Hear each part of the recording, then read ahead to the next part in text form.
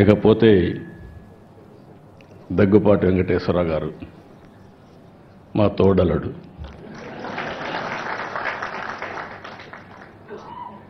నాకంటే ముందు ఆయన అన్నీ చెప్పేశాడు, ఇంకా చెప్పడానికి ఏమీ లేవు. ఎప్పుడు కూడా మా ఫ్యామిలీలో ఒక విశిష్టమైన వ్యక్తి.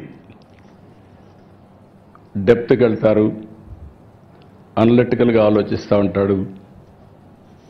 ఒక ఏది కూడా నేను చూస్తూ వస్తున్నాను, ఇద్దరం కూడా ఒక స్ఫూర్తి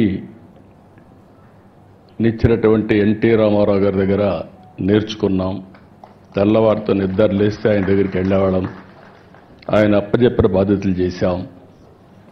అవన్నీ తలుచుకున్నప్పుడు నేను అనుకున్నాను, వెంకటేశ్వరరావు గారు ఏంటి పుస్తకాలు రాయడం ఏంటని. కలిసి ఉన్నాం 40 ఏళ్ళు, ఫ్యామిలీ మెంబర్స్.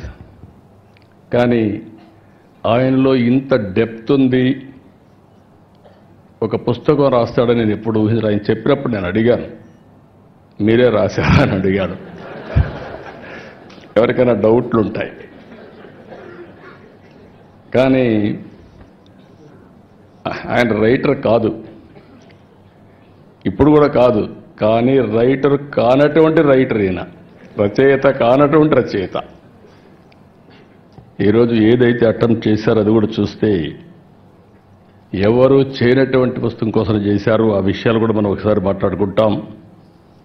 అదే సమయంలో